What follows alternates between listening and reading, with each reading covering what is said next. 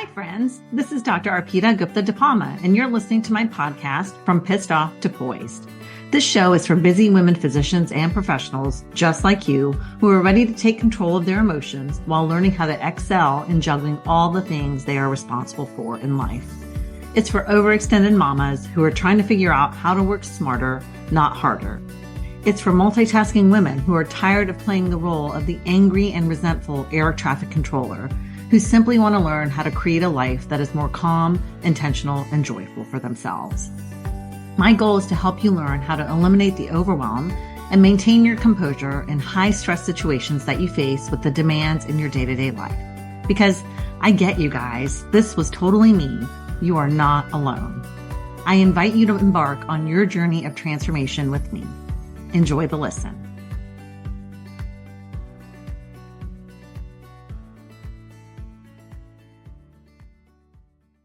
Hi, guys. Welcome to another episode of From Pissed Off to Poised. I am super excited today because I have somebody who is, I would say, near and dear to my heart here with us, because I thought it would be great to share with you a little bit about how anger really was impacting my own life. And I know I've done that through some of the prior episodes, but I'm excited to have my husband here, Michael DePalma, who I met back in med school. And I think it might be fun to just have him start by telling you a little bit about how we met and maybe a little bit also about himself and what he does. So you kind of have an idea of maybe why we are two very strong-headed humans in a household and, always need to be kind of in charge and in control. But we'll get to that. So, hi, Mike. I don't know if I would say I was strong-headed or not, but Oh, there we go. We're going to start from the beginning. you know, um, how we first met. Yeah, we were medical school classmates, but the very first time we met was on a icebreaker event at the beginning of the semester. We were on a boat, double-decker boat in the harbor Referred to as the booze cruise. because there was a bar and music and all that sort of stuff. But it was last call, so I grabbed 4 beers, two in each hand, and then that's when our paths crossed. So that's when I introduced myself. But that was a long time ago. Yeah, it was August of 1995. Wow, long time ago. Yeah. Long time ago. So that's how we met. And we, I guess, just ended up studying a ton and spending a lot of time together. And, as we all know, medical school is not the most untraumatic, unstressful period of life. And so, yes, it was probably, now that I reflect back, one of the most fun, enjoyable, exciting, happy times of my lives, but it also was very, very stressful. And we know that when we're under stress, we tend to bond very closely with people who are going through that stress with us. So I think that might have also played a little bit of a factor of bringing us closer together. But Well, that and you chased me a little bit. I don't think that happened as much as we're not going to get into that whole story right now. That'll be a different day. So tell them a little bit about what our relationship was like during med school, even residency, and maybe when you might have started to notice things to change a little bit. Well, med school was stressful, hard work, but also playful and enjoyable because we were younger and we had enough energy that we would go through the grind and the rigor of studying and then sitting for exams and then blowing off steam and partying, having a good time.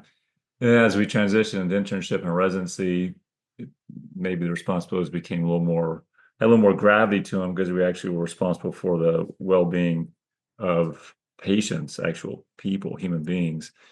And then as we transitioned into fellowship training and more narrow focused, specialized medicine, at least me personally, I wanted things perfect, meaning that the standard that I was trained under was excellence. Standard was excellence, and so that became what my expectation of myself, my work product, and then naturally the next step was that was my expectation of everyone around me.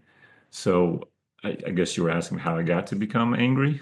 Well, no, I think what I was just wanting just to relay is what our relationship was like before, because it was definitely a noticeable change now that we reflect back. Because when like you said, I remember in college, I was always thought of as like the fun-loving, happy-go-lucky person, always trying to get everybody together, go out, just happy, happy, happy. Like it was never, if you had described me as being an angry person before, people probably would be like, who are you talking about? That's not this person. And so, yeah, I think 100% the weight of the stressors of medical school training, residency, fellowship, coupled with the responsibilities getting added on for raising a family, starting a career, being responsible for all of the things definitely impacts how you start to experience joy in your life.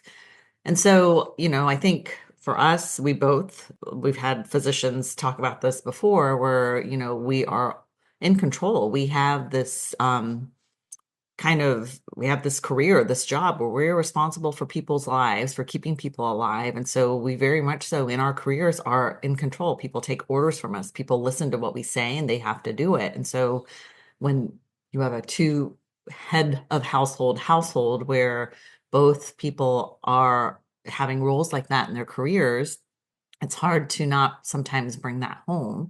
And I think that did really kind of begin to impact our relationship as well as other things. So what do you think about that? Well, we fundamentally went into medicine to take care of people, and so there's a basis for describing us pre-anger as being um, enjoyable to be around. And I think people in high school just said I was more laid back, and that wasn't the type of person I was as I graduated fellowship and was starting my career and trying to mature my practice. But I think part of that transition also reflected how we didn't have the resiliency that we really needed to withstand the stressors and actually, in so doing, maintain our health and well-being. So we might get to that a little bit later on. But I think the transition to being more angry was when was that? Was that 2000? So almost 20 years ago. What And does that coincide with? well, that coincides with starting practice and starting family, growing a family. Was there something else that No, that's comes for to me, mind? it's start. I think of it. I mean, I know that I've done a lot of work on this, but it's starting with the practice because for me, that's when a lot of my responsibilities in my mind significantly increased on top of the load that I already had.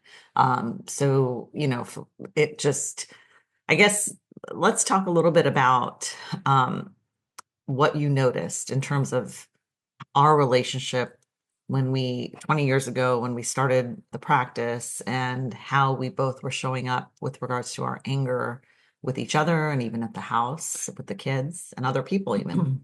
I think that the private practice we have now is about 13, 14 years ago. So that's probably when the transition became more noticeable. And it was gradual over time. Having the responsibility of owning and operating a small business, practicing medicine in an evolving healthcare delivery climate, back to the running the small business, maintaining a payroll, maintaining staff and training them, and running a fellowship program, recruiting and hiring and training fellows every year. And with that, having the approach of everything had to be perfect and the expectations were this way. That's what I had coming. That's what I brought to the equation. When inevitably people didn't meet those expectations because that's the reality of life, it was a positive feed forward loop for me that fueled more anger, and then that anger reciprocated back around and made me really a kind of a prickly person at times, or a lot of times. And then I would be with that was anxiety about what if this didn't go this certain way, if this didn't go how I wanted or thought I needed to go, what would be the ramifications? Um, on various levels, both the practice, both financially, and these were all thoughts I was having in my head, right? And you've talked about that with your clients. The reality was there could have been a much better outcome, and actually there was. We never didn't succeed in anything we focused on, and that's kind of a fact. So if I'd have thought about it that way, then I might have trusted things were going to work out and been a little more present. I think he's kind of skirting the question. Guys, do you notice that a little bit? Well, I'm trying to touch on multiple questions. So tell So me how your anger, what did it look like? That's what what did I'm it look asking. like? What did it look like What at home I with mean, what us? a porcupine? What's a prickly person look like? You don't want to be around them. You might get stabbed. The anger was I wasn't happy. Okay, so I'll give you, I think maybe we're going here. I wasn't happy. What does that mean? Well, literally, it got to the point for me where I was in burnout. I was developing physiologic matters. My energy levels were depleted. I didn't have, as I mentioned a moment ago, resiliency. I was losing weight. Between it kind of came to a head in 2020 because my father passed March 1 of 2019, and then a year later, March of 2020, we closed the practice for 9 weeks because of the pandemic. And then 6 months later, I had an episode of back pain and then took a steroid taper. And then a month or so later, I just one day woke up, felt like crap, like I got hit by a truck. And that wasn't normal for me. I was a very active person. So looking back, it was clear to me that, or I did a lot of reading and learned there was research showing that certain health or illness episodes will arise and can be predicted based on the preceding um, um, certain events that occur in one's life. And in this case, the top of that list was loss of a loved one and loss of income. So anger was part of what I wasn't recognizing was burnout for me, and it led to the point where I was having more physical symptom manifestation. What did our relationship look like? Yeah. Well, so if you have two prickly people together, it's not a very pleasant exchange. So you're saying I was prickly? Well, we both prickly. I mean, there's multiple ways to discuss this. Obviously, I'm prickly. The whole podcast is about me and my story about anger, right? So, No, well, that's the starting point. The reality is the podcast is about how we can help other people not go through. I mean, to go through burnout, looking back, it was a decade and a half, I think, for me when I think about when these things first started. And we all know about the scenario of a stress-induced myocardial infarction. And like, it's just, I don't think about it that way as much, but at the age of 50, I was able to get a handle on this. But had I not, age 55, 58, 60, 61, what would my health status look like? so some of you guys who are not physicians, myocardial infarction is abbreviated to MI, which is a heart attack. So that's what we're referring to there when we talk about that. But I think what I am wanting you to really explain to them is what did our relationship look like? Because this episode is about our relationship. So I know you're a brainiac and I know you have the science and all the things and how it impacts your body. I want you to put that on the side and I want Yeah, you to talk about us. we weren't socially connected. That's I mean, our relationship was fine. It was functional, but it wasn't nurturing. It wasn't as healthy as it could have been. We argued. But We what do we argue about? Oh, I don't know. Flip a coin, pick a No. topic. I would say we 90% of what we argued about wasn't us, wasn't our relationship. It was about these outside factors that we felt were not perfect or not going well. I would say the majority was about the office. But on top of that were then things that were activating circumstances, things that were setting us off, but it didn't necessarily have to do with each other. I mean, that's my perception of it, or my Well, recollection of it. yeah, that's right. I mean, I guess I wasn't angry at you because of how you looked or the decisions you made. I mean, frankly, the opposite. I think we still appreciate each other and recognize the reasons why we had a relationship and got married. But the time we spent together wasn't full of happiness and joy because a lot of it was arguing Yeah. and then it was the fuse was so short. We would start a conversation that might be a little contentious and then it quickly developed into something uglier than that. Yeah. And that would happen with repetition. So I think a great way to refer to it is like misdirected anger. Like we would start talking about something maybe related to the office or related to some other scenario, and we both are very passionate. And again, that's where this control component comes in, where we feel like, things have to be done and this is the right way to do it and it has to be perfect. And so, we'll talk about that, about the cost of needing to be right. But that would lead to our interactions or the other person's beliefs or what they were doing or what they were saying to be misperceived as an attack on myself or vice versa. And I think that led to a lot of the sparks of anger. yes, we both interpreted each other's words, actions as a personal affront. At least I did. I think I think you're acknowledging you did as well sometimes. And we weren't intending to attack or criticize each other. It's just that's how we were interpreting. Perceiving it. Yeah. That was the choice that we were making with how we were choosing to think about what they were doing. And that's where I think some of the growth was. So how do you think it impacted the kiddos? They were young. I think that thankfully it wasn't a very negative experience for them. And I think if like you've asked them now, looking back, what I don't think their childhood was tarnished because of it.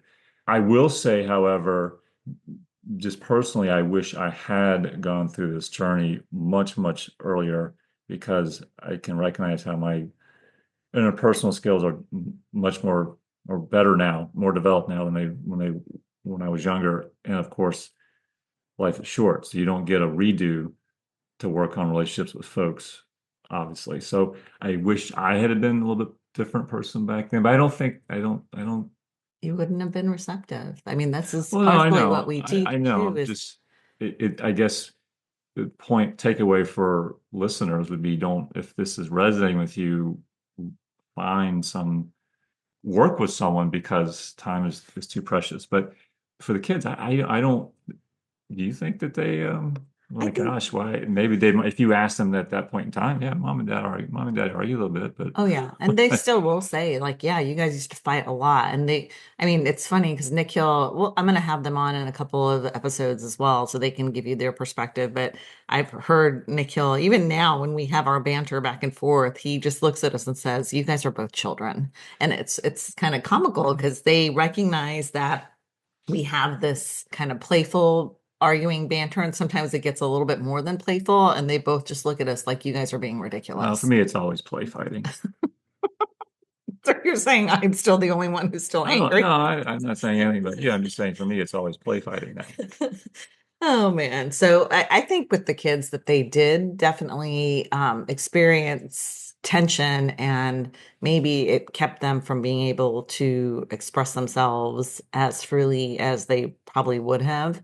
I do feel like I teach this also for moms, especially a lot of mom guilt with regards to, I'm screwing up these kiddos. I've really fucked them up with how I've been teaching them or speaking to them or how I acted. And I think there's a saying that you have to get it right only 33% of the time to not really screw them up. And so I think in the grand scheme of things, we're doing things really, really well for them. But yeah, it's, how much of a trauma does it entail for your kids? I think both of my kids do have memories of things that happened in childhood that they can talk about now. We've talked about freely, and they've worked through it with me, and we've laughed about it. Now it's kind of a joke, but it's that power of connection of discussing it and talking about rupture and repair, where you acknowledge what might have happened that didn't go well, you own it, and then you apologize, and that allows for the repair to happen. So,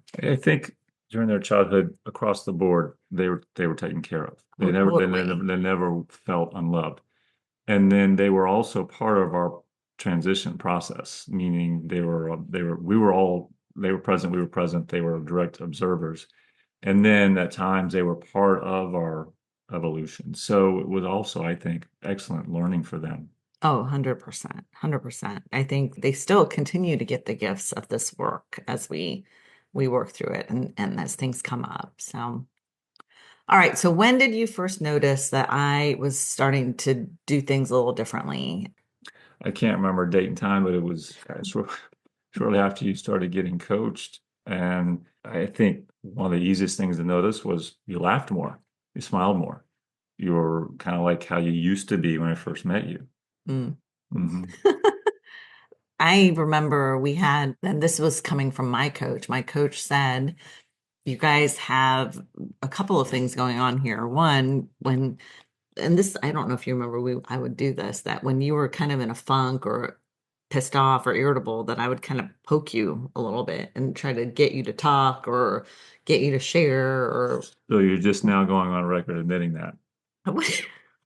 I've already admitted that before. I guess I didn't realize you'd already admitted it. Well, then you don't even remember this entire conversation. Because so that was one thing that, we call it the pain body, and I was poking the bear on the pain body, which is never helpful or beneficial. And then the other thing that was very common with us, I think that had evolved over time with our reactionary tendencies were these mirror neurons. Like when you were pissed off, I would automatically get pissed off because that's what kind of had gotten in our nervous systems, getting it activated and being around each other. And I don't know if it happened to you too, but I know when you were pissed off that I would get pissed off and I had really no reason to be pissed off. But anyway, these were things that I had noticed. And so one of my coaches was like, you need to just approach each other in a time when you're not pissed off or activated or irritated and just say, hey, listen, I'm starting to do some work on myself. I'm trying to make things a little different with how I show up when I can sense that either you're angry or I'm angry. And so I'm going to just, when I notice that happening, I'm going to take a step away, and I don't want you to take it as a passive aggressive move on my part, which probably that's how it would have been perceived before. But then I'm really trying to take a step here towards being intentional instead of jumping and clawing at you. And so I distinctly remember when I had that conversation with you, you were sitting in the sitting room on your chair and I came in there. You don't remember that? Well, I think there's a lot of conversations that kind of fit that mold, but yeah, kind of remember. That's when I remember just saying, this is where I'm making a change and it's going to shift a little. It's going to look different. But did you even notice that then? Oh, yeah, yeah. I mean, I think your point was that you're going to remove your when you feel yourself become activated, you're just going to remove yourself from the situation. And I mean, that was part of the one of the baby steps to put together to take bigger strides. And so, yeah, I noticed that. That was helpful, but I also noticed clearly times where you were just genuinely happy and quick to laugh. Hmm. Quick to laugh, more laid back with that. Can you think of specific things or specific instances where we would have gone down a totally different angry, irritated path before, where now we kind of shift? Like, what do you notice we do or you do specifically when we're headed down the I'm about to claw your eyes out path? Well, I guess I don't see it so much as a mutual something we're doing collectively, because meaning where I've what the work I've done on my behalf over the past handful of years, I genuinely can say, as I sit here now, if things start going sideways, maybe I don't in the moment feel the same aggravation, anger. I don't feel instigated like I used to. And that's, I mean, completely honest. And so I'm able to like be a little more pensive and approach things with a little more interest or curiosity. Like, my one of my coaches, Dex, would say, "Well, just ask yourself," or say, "Well, that's interesting," and then for a split second, you're like, "Yeah, it is. What the hell's going on here?" And then you can. So I guess that I find myself naturally being in that place when we're interacting, but there are times where I mean, we're human, so there's some friction, and that's where the play fighting comes up, I think, for me. We call it play fighting, it's not really fighting. I don't know. Sometimes it gets a little intense. I'm not gonna lie. Yeah, Yeah, it does. We're not gonna BS about it. We're human. So we're gonna sure. have conflict and we're gonna like not agree on things. And I would say it's either about how we want to decorate the house or something about the office, or I mean, I can't even think really. That's really the bulk of when we have conflict, what it comes up about. We don't really have too much of a bickering anymore, but we've figured out ways of how to handle it, like taking a breath and being curious and what's their perspective in this moment. Why is he showing up like this? Why is he? And it could just be that he's in a pain body, he's in a funk. Like I remember even last week, you've gotten very good about when you come home from work, if you've had a bad day, not bringing it home. And one of the rules that you are very good about maintaining is we don't talk about the office at home anymore. We talk about it when we're at the office, which is nice because I don't go to the office very much anymore. But we very quickly identified that sometimes things that are occurring in the office, not necessarily directly in the office, but like dealing with payers, dealing with just outside BS when you're in healthcare. It impacts your mood and impacts how you're showing up. And so I bring that home. So we've been very intentional about trying not to talk about these scenarios that are not necessarily bringing joy and are actually very contentious or just not happy. We just don't talk about it at home so that it doesn't impact the rest of everything else that we're bringing in this space, because this is our safe space. Um, so, so yeah, I think Yeah, I know we want to be focused and I don't want to get too woo woo, but I trust in the universe that the universe wants the same thing I want, and it has vast, limitless solutions for how to provide positive future experiences. So it has taken some effort to get to this point, but it's been worth it. So I think, yeah, for you and I getting along or not or diffusing situations become before they become too hairy, we're naturally better at doing that for multiple reasons. One is we have boundaries. One is we approach the topic with a little more curiosity, so we don't get supercharged very quickly, and we keep our parasympathetic nervous system active, and we minimize our sympathetic outflow. So we're able to, what do you say when emotion is high, intelligence is low? So we kind of keep that nicely balanced. yeah, yeah. So if you could say what one of the biggest shifts we've made with regards to some of the tools that we use or how we handle things when it comes up, when shit's hitting the fan, or when we're just not faced with something we want to hear, or even with each other, what do you think is the biggest impactful tool or little thing that you use to keep yourself in a good space? I've touched upon some of the things I do for me, like my everyday, or try to every day have quiet time where it's meditation, breath work, or using heart rate variability to maintain coherence. And I think those things in combination with the coaching I've undergone has kind of reset my baseline. So I'm not quick to react to triggers, and my fuse is not as short. But so I don't know if you're trying to get at that so much, but I think that the fact that both of us have used different types or tools or resources or tactics, when we now come together, we're able to interact more like the people we were when we first met, meaning we were more present. We appreciate each other for what we are and who we are, and are able to focus on the task at hand with much more level-headedness. Those tasks are multiple: kids, the household, the dogs, the business, the practice, um, just life planning in general, family. So tell me how you think our transformation or our change has impacted the family, like especially for the kids, but even extended family and outside of the nuclear family, and any ripple effects that you've noticed. I think the testament that we have done a good job is when our two kids genuinely want to come home whenever they have a chance from school. And it's kind of hard to talk about, but it's not, shouldn't be. The point being that how great is that? He's trying not to cry, and then now these freaking mirror neurons are hitting.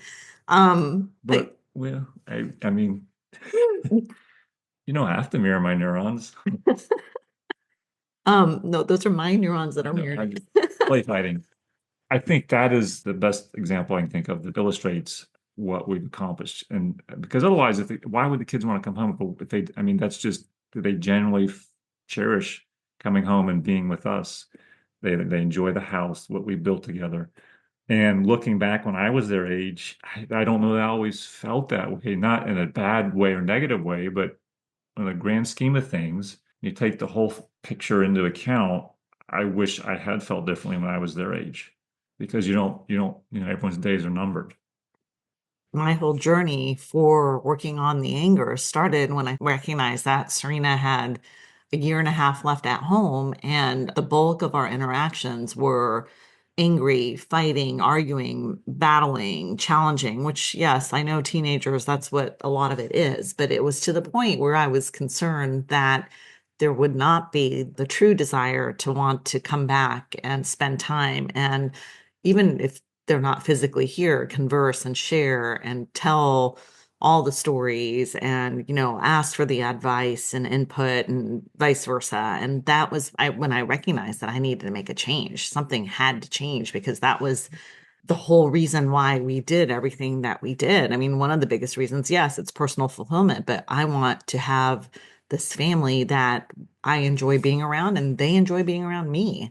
So that was the spark for me to initiate, hey, I need to do a hard stop and a reflection and assessment of what is happening and what do I want it to be like instead and how do I get there. But I think it is a testament that both the kids, like Nick Hill this year, he's went off to college. He's pretty close by, 2 hours away, so not too bad. But so we're empty nesting, and this is the first time where we've been back to just the two of us again at home. And there are multiple weekends where he'll come home just wanting to get a break from there and be around us. And that I think is a true testament for, hey, these kids really enjoy being around us. They're not just asking for our credit card. And Serena, she's over in Knoxville, 7 hour drive, 6.5 hour drive from home, but she drove with her 3 or 4 of her buddies from Knoxville to Harrisonburg to pick up Nick and then come down back home on her 21st birthday weekend to spend her 21st birthday with us rather than back in Knoxville doing what typical college kids would do on a 21st birthday. We were actually flying down there 3 days later to celebrate with her friends. So it was just, I mean, it was like, wow, like they really want to be here. And that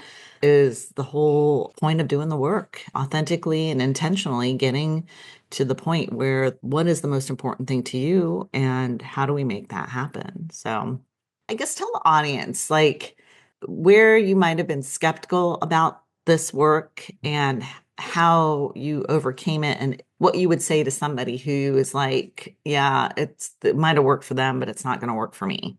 I wasn't really ever skeptical or cynical. Well, I think that I find I will engage new endeavors or new steps or new periods of growth in some sort of, in my mind's eye, some chronological fashion. So I thought, well, yes, I'll get to that once I finish this up. I never really was skeptical, I don't think.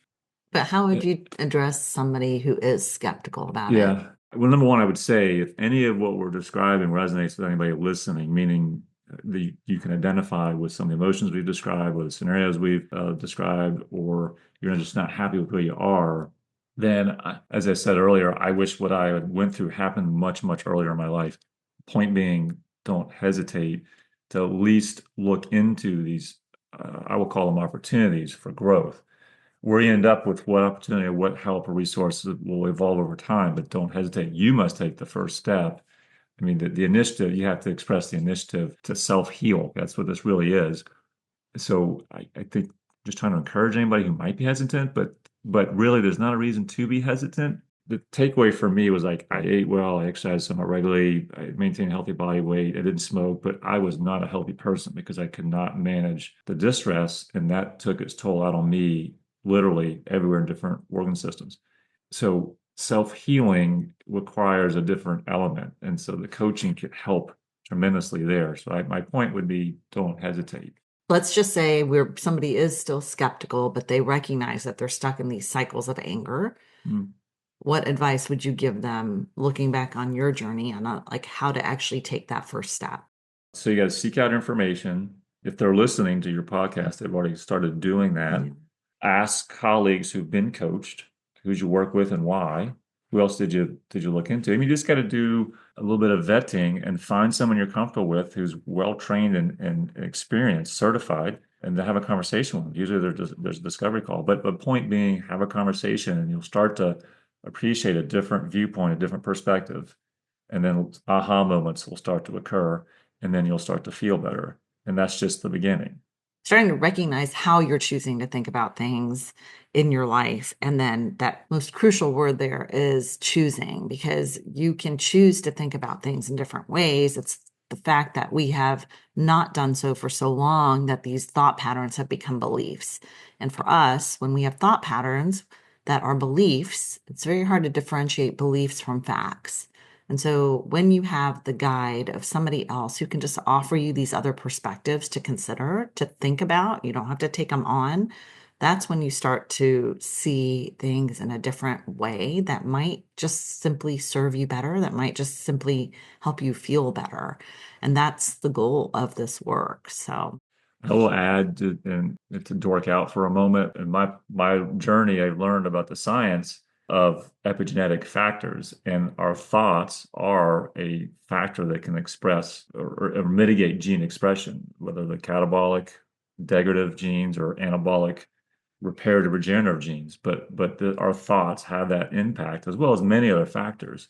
So the takeaway being that if you have negative thoughts, there is it's a negative influence on how your cells function eventually over time. Conversely, positive thoughts have a positive impact. And I'm kind of loosely watering down that for efficiency's sakes, but that's another way to think about this. For me, it was very black or white, empirical. I had to have the data, the showing and supporting what we're doing. And you only really need an N of one because it's your own experience.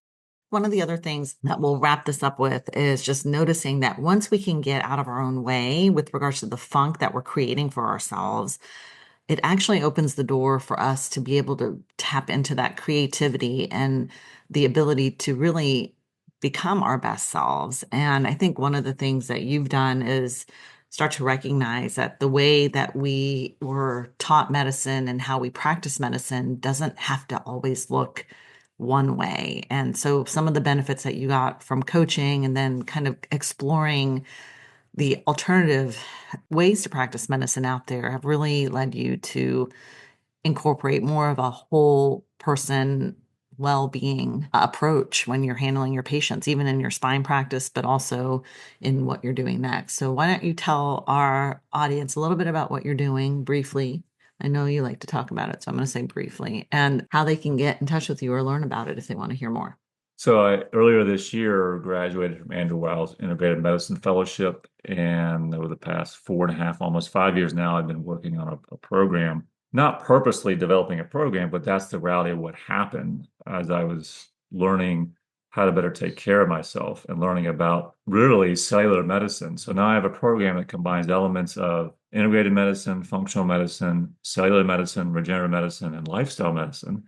And I'm able to take on clients and work with them directly one-on-one in Virginia and DC, soon to be South Carolina and Maryland. But I have a second program within that practice, membership education program, which actually anybody in the country could tap into. It's a 12-month webinar-based educational program. There's a monthly webinar, and then each month there's 2 one-hour Q&A sessions with me, and members will also get discount codes towards supplements, botanicals, and vitamins. ConnectedCoherenceMD.com is the website, and there are several different schedule a call click buttons. He's not big on the socials yet, guys. That's okay. I'm not a big advocate of the socials, but with getting news out there, sometimes it's important. So we're working on him on that, but at least we got the website. Yeah.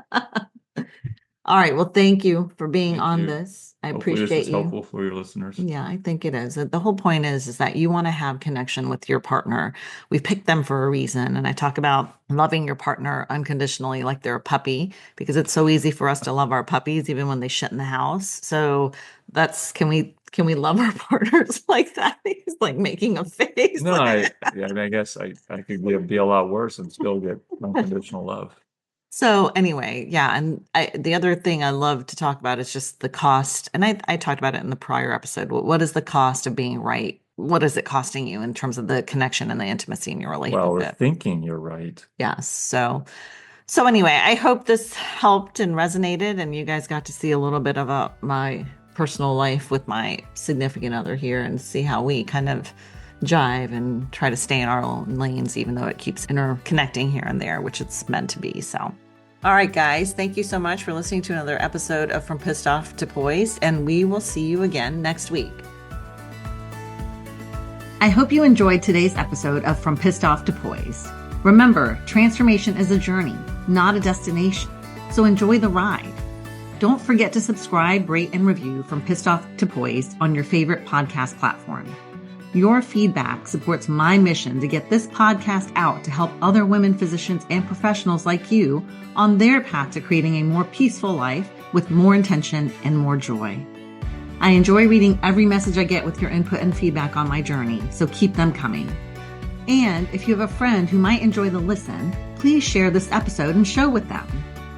Lastly, if you want to learn more about my coaching programs and course offerings, check out my website at www.thoughtworkmd.com. Feel free to reach out to me to learn more about investing in yourself through one-to-one coaching so you can start living the life you've always wanted. This show is for general educational and entertainment purposes only. Life coaching is not a substitute for therapy or medical treatment.